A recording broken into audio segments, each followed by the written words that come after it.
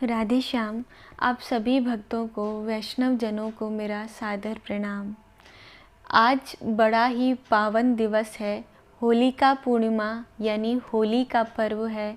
तो सर्वप्रथम आप सभी को होली के पर्व की हार्दिक शुभकामनाएं। होली के साथ साथ आज गौर पूर्णिमा भी है।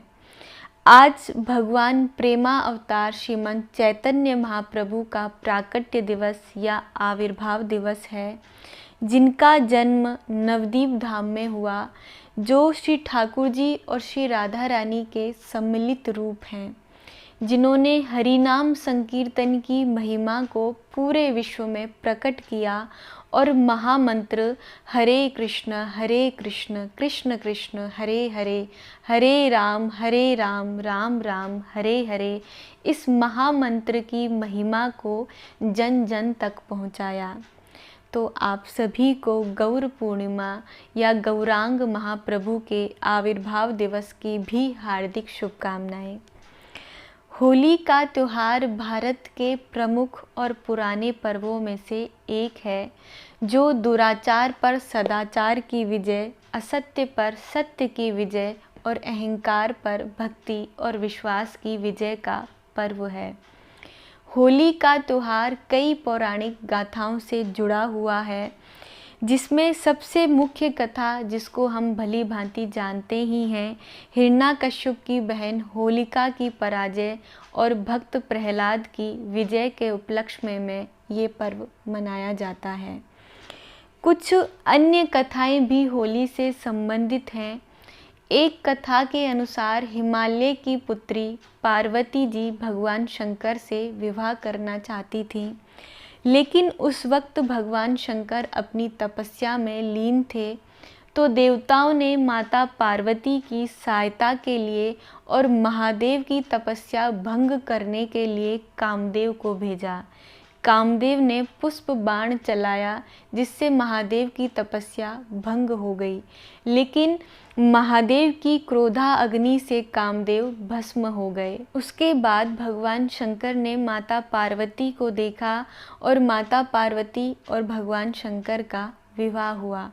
इस कथा के आधार पर होली की अग्नि में वासनात्मक आकर्षण को प्रतीकात्मक रूप से जलाकर सच्चे प्रेम की विजय का उत्सव मनाया जाता है। इसी से संबंधित एक अन्य कथा के अनुसार जब कामदेव भस्म हो गए, तो उनकी पत्नी रति ने भगवान शंकर से कामदेव को पुनः जीवित करने के लिए प्रार्थना की। जब कामदेव का पुनर्जन्म हुआ तो वो होली का दिन था।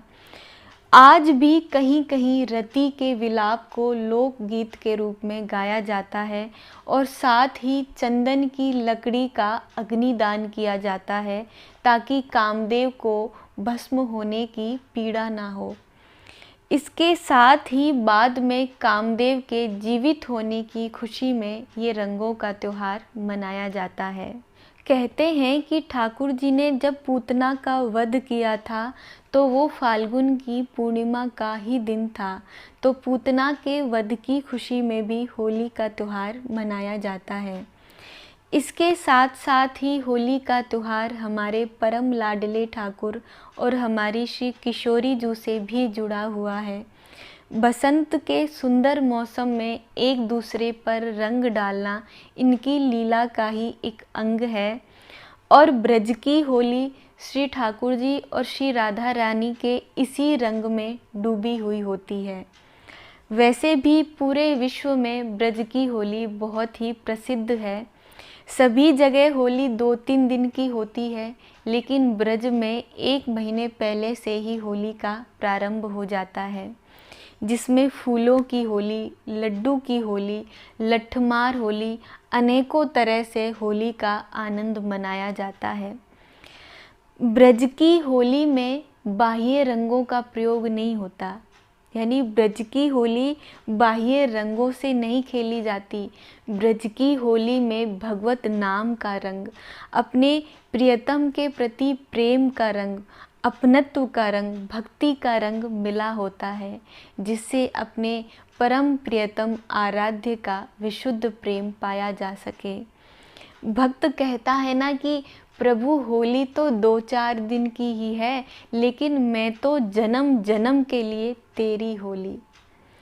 और प्रभु से भक्त प्रार्थना करता है कि प्रभु इस होली पर अपना रंग मेरे मन पर ऐसा चढ़ा दो कि फिर दुनिया का कोई भी रंग इस मन पर ना चढ़ पाए। तो इसी भाव से सभी प्रेम और उल्लास से होली का उत्सव मनाएं। श्री राधा गोविंद के चरणों में मेरी प्रार्थना है कि आप सभी के जीवन में उनकी भक्ति का रंग, खुशियों का रंग, प्रेम का रंग आपके जीवन में भर जाए। एक बार पुनः आप सभी को होली